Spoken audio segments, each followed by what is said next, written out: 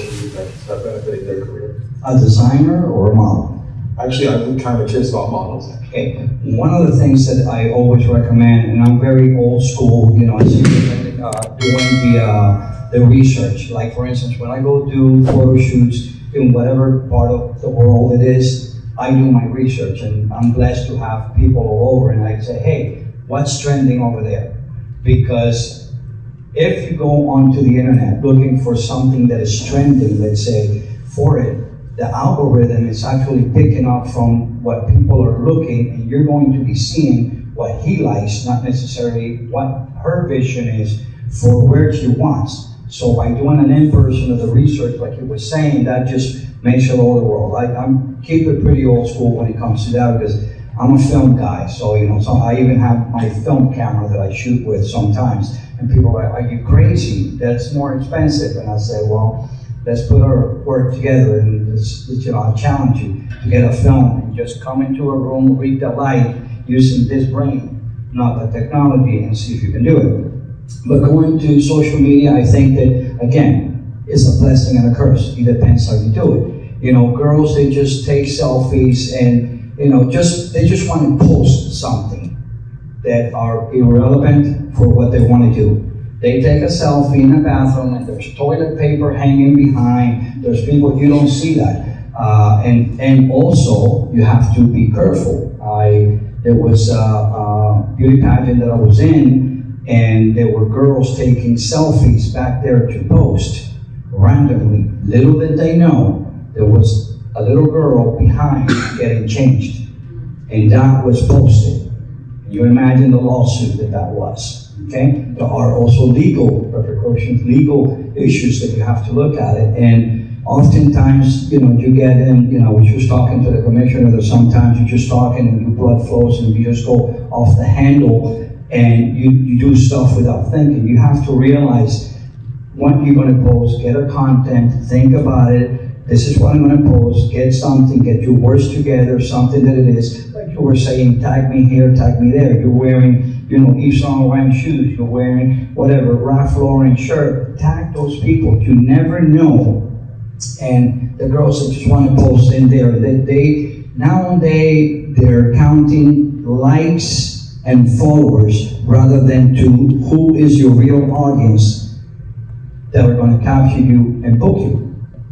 And that is the biggest problem that I see. I would say for models, the way social media runs, it's people are engaging. It's about performance or likes. But if a model is going to really thrive authentically and lead in their career with purpose, they have to first remember who they are. Who are you as a person, and why are you starting what you're doing? And then it changes from you wanting to receive likes to you actually giving something to the world. And the people that resonate, as you said, the people that are your audience will gravitate towards you. Number two that I would say with social media is there's a lot of noise. There's a lot of muddling what other people are doing. And it's very easy to lose your voice once you engage, because there's a new trend and you want to be a part of what the trend is doing, and you want to do the TikTok, and you want to. I'm gonna be your best friend. I like to that.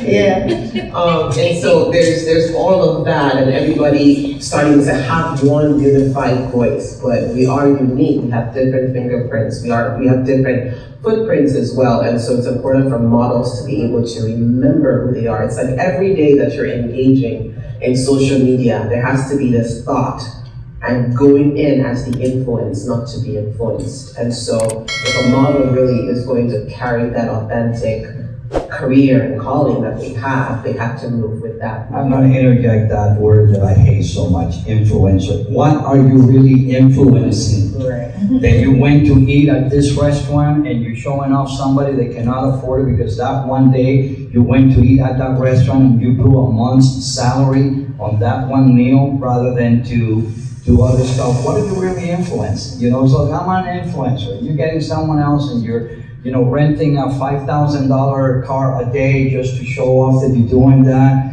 and you're not teaching anybody anything. You know, I mean, there are seeing some real influencers that come out and they actually teach people how to be a better person, how to be a better human, okay, and have a positive impact in people who are genuine.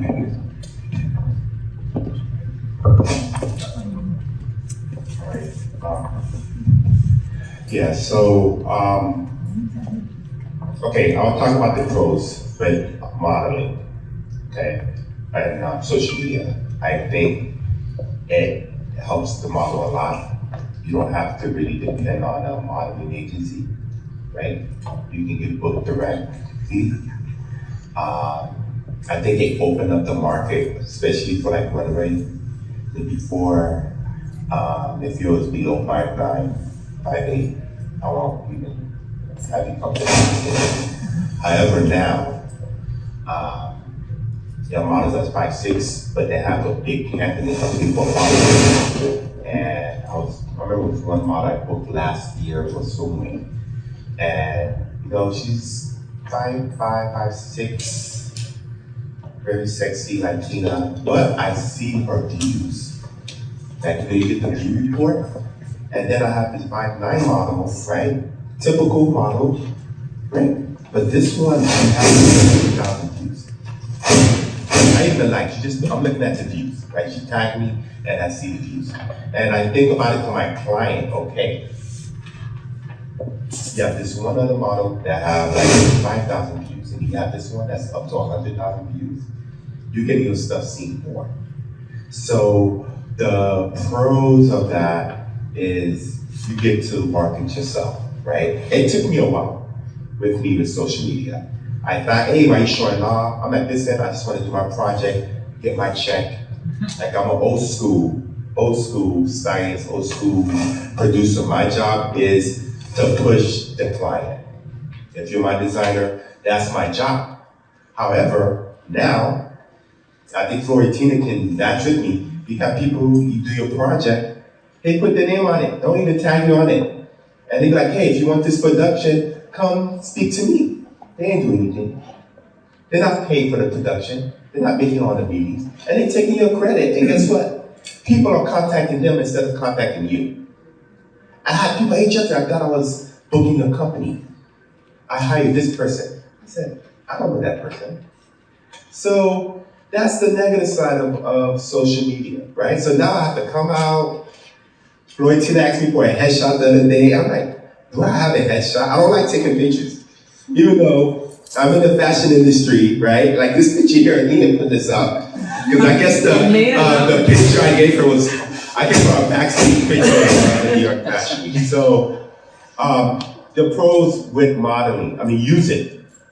Put your modeling pictures, not a bathroom door, not the mirror. You know, when we ask for your pictures, give us professional model pictures. I don't want to see a dirty socks in the background. I don't want to, no, this is like, with the lip sticking out. Listen, if you want your lip sticking out in a photo shoot, we'll ask you to do it. So, that's my point of view on that. And taking off of that, agree to disagree in some of the things. And what you said about the model, we have a perfect example right here with Lina Rodriguez. She's not the 5'9" model, but if you see that girl on the runway, anybody wants to go there because her modeling is so powerful and things like that. And as far as the likes and all of that, there are actual researches that are done that people tend to, some people get blinded by the likes and all of that. And the advertising agencies, when they do those focus groups, they look at, he's got 50,000 views. She's got 1,000 views. But the audience that is watching him, their budget is like $1,000 of expenditure money. The budget that she's got, their watchers are there, their views have $5,000. So who are they gonna go? I'd rather get her with 1,000 views that have more expenditure than him with 1,000, because I'm gonna end up making that, and that's not me. Those are actual researches done by by the views. And as far as the other thing that you said about the people that go kind of like behind your back, that is horrible. That's why you gotta tie them in, and I don't care who you are. You're working with me, you're gonna sign that little paper with me. And so it happens that I travel with my own attorney. There she is. She's a model and she's actually my attorney as well. Because us as business, like you as a CEO of a company and all that, the people that are gonna use your name and stuff like that for it, and they don't even give us credit. The other word that just blows me, hey, let's collaborate. Okay, what are you gonna do for, I'm gonna tag you on 5 pictures, and then it's like, okay, how much is that worth to my 49 years on 7 countries experience, and I can show you all my accolades, and it's not about bragging, but the people that know me know who I am in my trajectory, because what photographer has been Celine Dion photographer for 7 years? You know, what photographer was named an icon of Miami by the mayor, you know, and stuff like that, like I'm sure that you have tons of accolades to your, to your company, to yourself, that people, they just want you to do for that, they're just takers. They don't want to give, like you were saying, give anything back to you. And it's kind of like a business that we all have to watch and people that just want to take.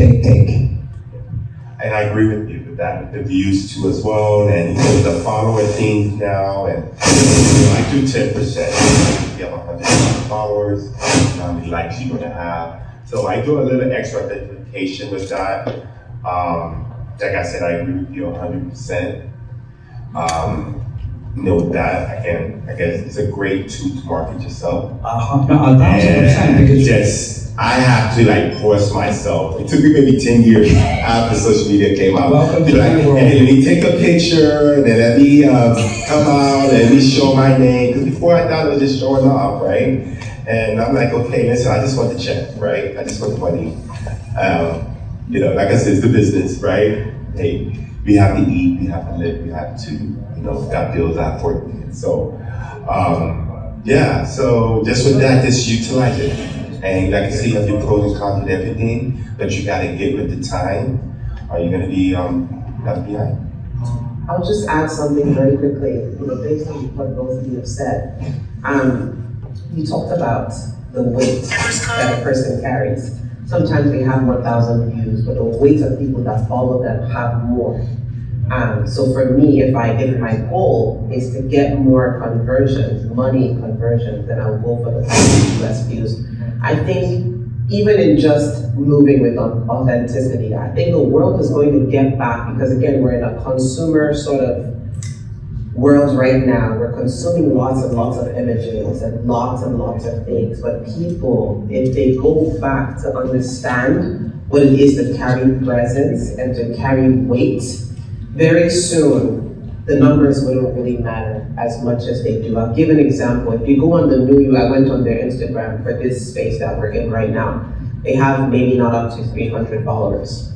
Yeah, I was just talking to one of the persons. But the excellence, as soon as I walked in this place, I said, this isn't for Lauderdale. I thought I was in Wendy's studio in New York. Right. Literally, it's excellent in here. And so you walk in, every single thing to the bathroom has excellence that's speaking and exuding. And that's where we're going to get to, where people that are actually doing the work, once they draw you into their environment, that is the weight that we will start, beginning to understand. Because again, the fashion industry is very prone to focusing just on the physical, and it can be damaging to who we are as human beings. And as we decide to move more and live more from within, we will start to even see things for what they are as opposed to what we've been manipulated to see. Yeah, I agree with you with that. This again, as a business person and as a person, that is my job to make sure when you deal with sales, it's a very stressful position. Now, besides that, hey, if your client wants views, because he wants views, no matter what you tell him, hey, if you want that, I'm gonna give you that. No, but When I'm saying with sales as a rep, right? If you don't produce Numbers. the numbers, you get dropped, Yeah. right? So that's what it is. That's the position I come from is, okay, the numbers, how much are you selling? Does it make sense for you to do this shoot? Does it make sense for you to do this post, right? So you gotta figure out how to mix everything together, like I said. Have a balance. I'm old school. I have a great network. Like if you go on my social media got high, but I have a great Rolodex. I can just call some people, get something done, and you're not gonna see that. You're not gonna see that in my social media. Even if you look at my old stuff, you're not gonna see it.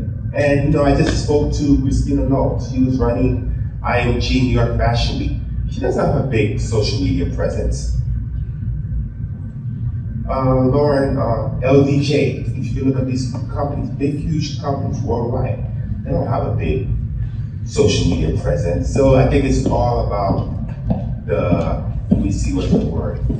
It's like this stuff like this, that I've met, like, this is my network, and I was talking to the commissioners right away, you can just ask, and I just go in here, and this is my network, it's right in here, people that I can call in and I can rely. I met you, and I met her, and now our cross path, I believe that, like, God's got a perfect plan for us, and you are at the right place at the right time with the right people. This didn't happen because it happened, there was a reason behind. Some of us are gonna walk out with a lot of knowledge, some are gonna walk out of here with lifelong, friendship and collaboration, because that's what it's all about. Yeah, exactly. Great, thank you for the question. It's amazing. Just going back to what you said about collaboration, because you mentioned it a few times. Yeah, that's my pet peeve. I got a question about your pet peeve. If you could collaborate with anyone, who would you collaborate with and why?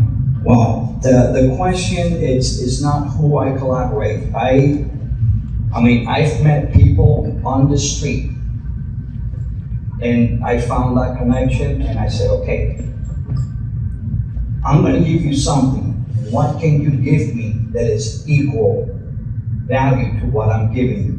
Not necessarily financially, because he may have a network that we can work together, okay, with that. It's like, it could be as much as just sharing a phone number, that it could be useful for a project that I have, guiding me to somewhere that I want to get to, because he's got the knowledge. Not necessarily, but to me they comments like, oh Baron, it's like, let's do that cool photo shoot that you do with old school lights and all that stuff. Can we do that? And then I'll do this sexy. It's like, I'm not gonna tell my landlord that I'm gonna collaborate with you. I'm gonna put your name on my Instagram, and I'm not gonna pay rent for you for that. So I don't, what can a model do for me? Well, I've done catalogs, like 20 outfit catalogs for free. But that has gotten me a paid trip to Greece on the following one, because but you have to study. What are they going to give you in return? If you don't value yourself, people are not going to value you. If you just give your time away, because people think in the time that it took you to click the camera and you spend half an hour or 2 hours, but they don't know about the 49 years that it took me to get there, to get the experience, to have the know-how, to sit in front of the computer. And because I work with so many, artwork people and advertising agencies, I'll run through that Photoshop in seconds. And I was there, we did a quick photo shoot for Theo, and he's like, what? And I just run through it, because I know what the subject, but before I get in front of the camera, I'm gonna go and I said, okay, this is what her vibe is, this is what we're gonna do. I'm looking at it, I'm thinking about post-production. What am I gonna do with it? Is it for her catalog? I'm gonna need to leave some negative space so she can put her advertising there and things like that, thinking ahead. So if I'm gonna collaborate with her, how intense is the job? What is she gonna give me? What type of recognition? I don't want honestly, I don't care about having my little name on the side of the magazine saying, photos bearing the part. And I was like, what am I gonna do with that? My ego, I left it back there when, when I was in the Marines, that I killed her that. back then. So that's, collaboration is something that you have to value. You cannot ask a designer, hey, give me this outfit and I'll model for you. No, I'd rather pay you $100 and I'll sell my outfit for $800. Okay? That's the collaboration I'm gonna do. So, and for everyone it's different. It depends. I don't care about followers, because the followers that I have are people that I have direct connection with. I've met you, I've followed you, okay? We have something in common that we can collaborate. I don't need fake friends. No, my friends are my friends. And anybody that knows me how I am, transparent and outspoken. I get myself in trouble all the time. And you either love me or you don't. And guess what? I don't give a shit. I think collaboration, when you think about collaboration, you think about hopping in a vehicle with a person. Where are you going to get to? If you don't want to have deviations in your original intent, then don't do the collaboration. But if the destination seems like it's similar, then go ahead and do it. And again, I think the world today, when they talk about collaboration, I've had people approach me and say, hey, I want us to collaborate, but they're expecting me. Sometimes the collaboration is, hey, come pay me for this, but I'm offering you the vision, but pay me for it, So again, what are we calling collaboration? Collaboration has to be intentional and it has to be mutually beneficial, whatever that exchange is. I think that's all I have to say about collaboration here. You said most of it. I do collaborate by cigar. Buy me a good cigar. I don't know. For a while, I wasn't collaborating for a few years. But sometimes, they have to be strategic with the collaborations, right? Like, if I'm gonna do like a editorial piece, and I haven't done it in a few years, I'm like, you know what? Let me go ahead and collaborate. Let me do it. Let me just freshen up my skills, right? If you're new in the industry, say go ahead and collaborate. That's how you should start. If you're new, collaborate, network. It's who you know, so more people have to know who you are. So go out, network, collaborate. If you started out, if you did, and teaming up, partnering. It's like a marriage. Sometimes it goes well, and sometimes it doesn't. When it don't, then it's out on social media, right, to the world, right? So. I think you have to be more strategic in the collaboration. I mean, if you're like seasoned like us, right? You have to be more strategic though. Okay, hey, what I'm gonna get? And sometimes I'm like, why not? I'll do it. Let me freshen up my skills. I have a lot of skills, and maybe I haven't done a shoot in a few years, or do this type of project, to get me motivated. I like to be around young artists, and then they motivate me. They remind me of the energy that I had when I started out. So, I'll go out and do that, and have to be so closed off. And for a few years, I'm like, if I'm not making money from this event, why should I go, right? No, I established my network, I established my customers, and I think I did myself that service for not doing that. And there's so many new people that I can help out, and there's so many new people that can help me out. Right? So, again, let's be more strategic. That's it. And one question that I want to ask all of you is, everybody sees like the glitz, the glamour, and they see like how far we've come, but they don't realize that, sometimes in order to get to the penthouse, you have to go to like the outhouse. So I'm kind of just curious, what are some things, whether it be in your personal lives or in the fashion industry, that some of the hardships that you guys went through, but more importantly, how you guys overcame that? I'll go from different angles. So my journey is actually very interesting because I started as a model. Mr. Jeffrey here might not even remember, about 15 years ago. 15 years ago, he was casting for Miami Swim Week with a brand. Oh my God, you told her no. Hopefully How dare He you? was nice, but I didn't get booked for the job, yeah. But then I got booked. So Tina was also doing fashion shows then for Miami students. I got booked through her back then. And that's how we met. So again, that's 15 years ago. That's a track record. And I had already been in the industry for maybe 4 or 5 years before then. And then about 11 years ago, I went into the designing side of things. So it's a journey of consistency. It's a journey that has not been easy. It's a journey that has taken a lot of the finances that should have been invested in my 20s into other things. And then there's been crashing moments as well. There's been moments of, oh my God, this business has drained me in many ways, emotionally, physically.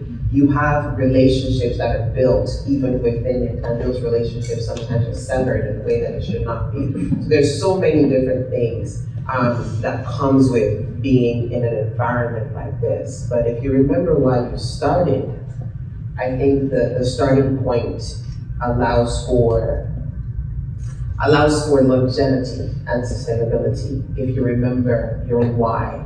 I didn't start this because I wanted to put another outfit on the model. I started because I saw something that was missing. I saw that the fashion industry was moving without heart. I saw that I would go to casting calls and there would be people in seats who would say, you look beautiful, you look like this supermodel, however, your hips are too big. And the delivery of that could crush a teenager. You know, it wasn't you, by the way. But, you know, the delivery of that could crush a teenager. So it was important for me to be able to be in the heart of where the influence could really happen, for lack of a better word. To be able to perhaps throw in more kindness and more authenticity, that would, maybe a model will work with me and she would feel like, wow, I have regained something that I lost, a confidence that I lost.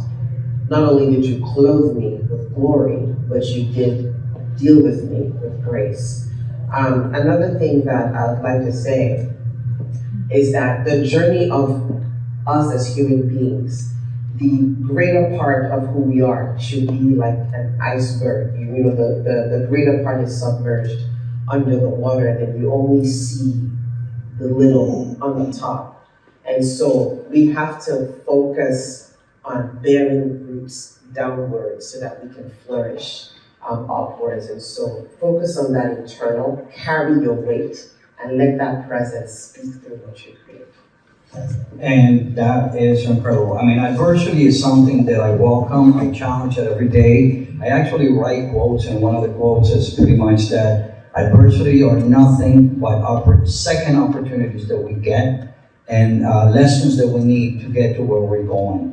And talking about roots, it's like it takes a long time for some of the people and a lot of adversity. I welcome every problem. I actually thank God, okay, for whatever He throws my way every single day before I go to sleep and right as I wake up. And I'm not a very religious person, but I am very faithful. And it's kind of like, I don't know if you know about the bamboo tree.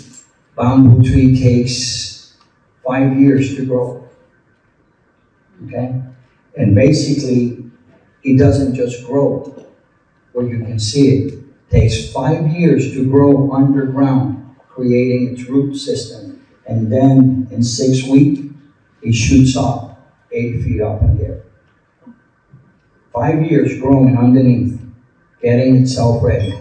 And then all of a sudden, 6 weeks at the end, just shoots straight up. 6 weeks. So it's a matter of, live and learn. When I got to the United States back in 1972, when I was only 12 years old, we didn't have the help that we needed. There was only the Jesus Church and the Freedom Tower that we have down in Miami. They used to give us a little bag of canned food and a little bag of used clothes. That's how we started our life. At age 12, I started working cleaning parking lots, and delivering newspaper. 17, falsify my mom's information because I saw myself in trouble and I joined the Marines. There, they educated me because of my passion of photography. I went for several years as a surveillance photography in a specialized unit. And from surveillance, I said, wait a second, I'm a young guy, I have a camera, I love women, why not take pictures of girls? And God knows that He sent me all over the place, learning, making mistakes, but always looking at a mistake as a second opportunity to learn, grow. Where I'm now, I'm blessed that I have everything that I have. My journey, like she said, is what we often forget, that journey, those adversity is what made us who we are. And I find myself in a position that my blessing is to be able to share my knowledge, my information to other people that could learn from whatever. That's why the podcast that we have, the Fashion Icons, we bring guests like ourselves to share their knowledge. And someone is bound to pick up something. If we can just touch one person in the world, one person, message sent, and it's a blessing. It's really a blessing. Wow, very, very, very deep, man, very deep. For myself, Jesus Christ, I'm very faithful. Jesus Christ is my Lord and Savior. Like I said, I've been in the industry for 25 years. Some of you guys are here. I used to be the young person. And I used to always hang with people that was older than me in the industry. It was my tutor, my mentors. And you go up higher and higher and higher. And some of them, they're not here no more. Life is short. They're not here, you're by yourself. And when you get to a certain level, as you as an executive, right, and you've done many, many shows, many, many events, projects, it's not everybody, you can't speak to everybody. They're not gonna understand. If you're hiring 500 people a year, they are staging, and you're like an executive, they're not gonna understand that. They're not gonna understand that sometimes you have a sponsor, they give you 50%, they don't give you the other 50%. Or they say they're gonna give you the money, net 30, net 90. Remember how we used that business model for many years? And they don't give you that net 90. The next thing, you have a whole team of people waiting for money. It's very stressful when you have 40 people calling your phone asking for their check. Not even that you didn't get your check, but you're responsible for all of that. So I use God to give me strength to deal with that, to go through that as a business person. Businesses, it's like a business, it fails. And you gotta keep motivating yourself, right? And you always gotta stay positive, because things not always gonna go your way. I'm a father, I have 4 kids, and like I was telling her today, hey, it's gonna take you about a year to adjust. I told Florentina the same thing too. And because you can't just go out, hey, Jeffrey, I need you to go to New York the next day. Before, okay, I'll go pack up, I'm on the next flight. Next flight to LA. Miss those days. They were fun. But now you can't, right? I just did New York Fashion Week. I worked with one designer. I had to fly up for 2-3 days, do the casting, come back down, and then go back up there to do the show. Because I have kids, I have responsibility, I'm married. And, just God to give you strength. I was just speaking to Ian about that, and I was telling him that, hey, I had to take a break. And he said, hey, just stay with it, God, and give you strength. And I remember my friend Chimo Du, you can look him up. He did that famous picture of Tupac of him blowing the smoke up in the air. And he also did a picture with Biggie Smalls next to the World Trade Center, right? And they both gone. He passed away 3-4 years ago. And he was a great mentor to me. And they really, that year I had like 3 friends that died that I've been friends with for over 20 years. And it really took me to a dark space. And I prayed for strength and just to get me overcome it. I almost died. One time I was producing a show and I was intubated in the hospital. But luckily I had a great team. And just with that, but now I have a beautiful son, he's 2 years old. I'm back in the game, I'm doing shows, I have a lot of opportunities. I'm telling people no. I've seen all these new people here. I love when you start something from scratch and it comes to life, right? You get such a hype from it. Like I see this here, and Florentine started with an idea, with a project, and you have this all out, and you see all this, it's so beautiful, it's so immaculate, so high class. You just started it with a concept, but it's a lot of work that goes behind that. Establishing a great reputation, being smooth, staying calm when you have traders that stab you in the back, or stay calm and stay focused. When you have something that comes out the blue, or you have a relative or a friend that passed away, and you gotta deal with that, right? So that's just with that, it's just with God with me. I hope I'm not boring you guys. That's just with that. That gives me strength, that's my rock. And you're gonna have your downs and your lows, and just stay at it, just stay positive, and just keep at it. Just keep at it, and that's it. Thank you. Yeah.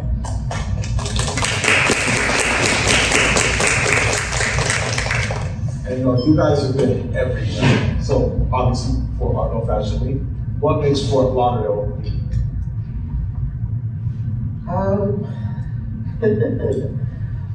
Fort Lauderdale Fashion Week or the city of Fort Lauderdale itself? It can be both. I think my first experiences with Fort Lauderdale was Florentina. I've always been in like the Miami area, but when she started producing a lot of her events, that somehow she just wanted to do Fort Lauderdale. And she didn't think Fort Lauderdale was getting, at least it wasn't a fashion hub as of yet, and that was a dream that she had for someday to be able to bring Fort Lauderdale to the limelight within the fashion industry. And so because of that, that's a big part of, I would say, my journey and my story. Because of that, bringing me into being part of the Fort Lauderdale Fashion Week. Another thing that I do like is what's happening here today. It's the authentic. It's stories like what Mr. Jeffrey just shared, and he shared as well earlier on, that you're not going to get the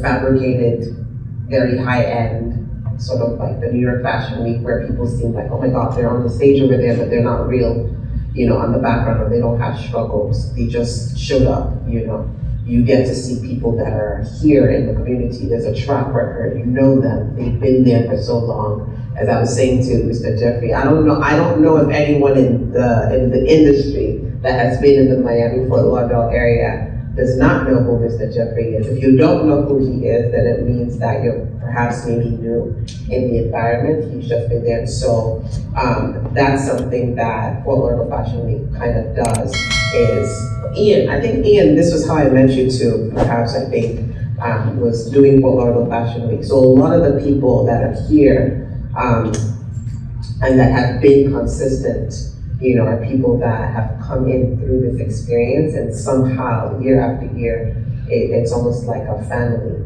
blossoms out of the experience. So yeah, that's it for me.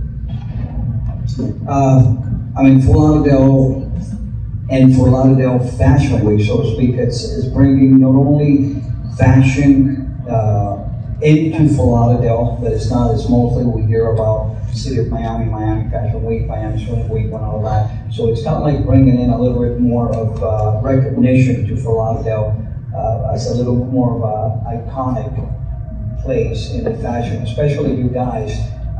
It's not only just the awareness of fashion in Fort Lauderdale, but I'm a numbers guy, so if you really start looking at about you're actually causing a positive impact, okay, in the economic growth of the fashion industry, because people are coming in from out of town, they're booking hotels, they're going to restaurants, so there's actually a financial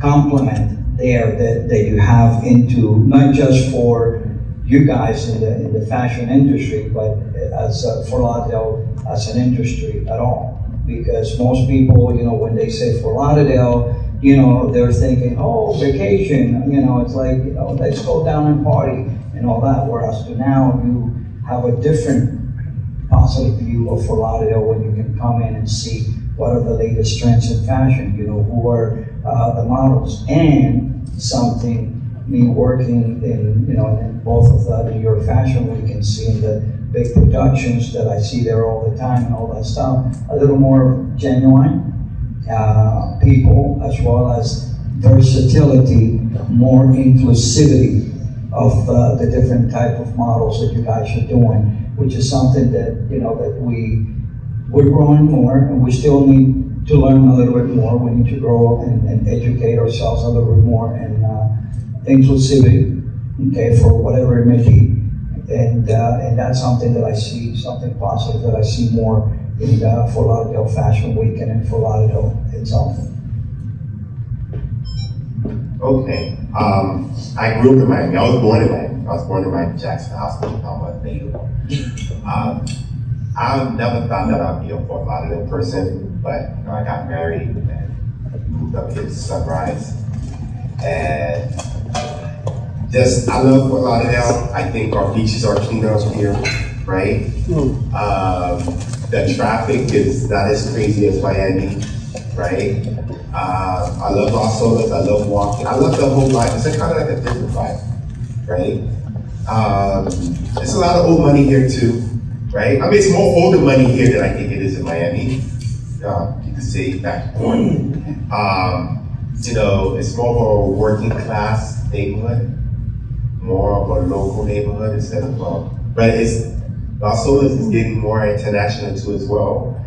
I live in the city of Sunrise, and I go down to Miami, and my parents still live in Miami, and I go down there to work, and I come back up here, and I just love the convenience, the less traffic. I go down to Miami, oh my God, but I have an office in Miami. I have an office in downtown Miami. I'm probably there once a month, because I hate the traffic.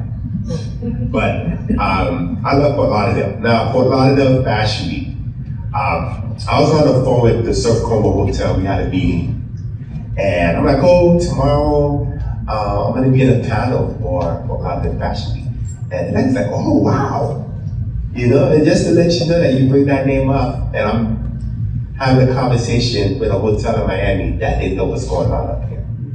So I think the branding and being consistent year after year, providing quality shows and providing opportunity with this. Like I said, when I used to work in New York Fashion Week, I started as a volunteer back in 2000. And at that time, if I said I was from New York, I get more respect down here. For some reason, you get more respect in Europe and New York than you do down here in Miami. It's kind of like we have a saying in Spanish is that you're never king in your own country. Yeah. I became international in the Dominican Republic when I was sent out to do a speech for their TV station over there. And it's unfortunate, but it's kind of like family is the one that recognizes you the least. Yeah. So, and I go to LA, they respect you more as an industry professional. So, I'm just networking guy, just network. When I was a volunteer at New York Fashion Week, I just spoke to everyone. Anyone, light technician, the person that's cleaning, that might be your boss later. I started out dressing backstage, and then the next week I was a producer of a show, and the person that was over me, I was over them, asking what type of lights, if you're in production, multimedia, what type of lights, what's the material, what it is, what's the name. Just, now it's Fort Lauderdale Fashion Week, go put this on your calendar. Hey, listen, around this time, between March or April, this is Fort Lauderdale Fashion Week. This is the time that I can go network, go increase my business, and, and just, whatever your goal is to do. this field. That's what I did. And when I used to be in New York, okay, September, February, I'm gonna be in New York. I'm gonna be producing shows, I'm gonna be networking to get more work, be with magazines, other stylists, photographers. Okay, I come back to Miami. You have Miami Fashion, you have Function. Okay, Function used to be 2 times a week, 2 times a year, October and March. Hey, I'm gonna do that. So if you set yourself up, if you're in the fashion industry in South Florida, to make it more business for yourself, if you set your calendar out and say, okay, hey, how am I gonna make money from each of these projects here? So that's how I used to do it, and I became successful. Thank you. All right, can we give a round of applause?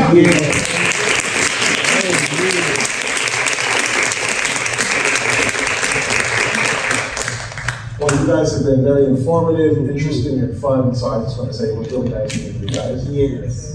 Now, before we have lunch, does anyone have any questions that you want to ask these people?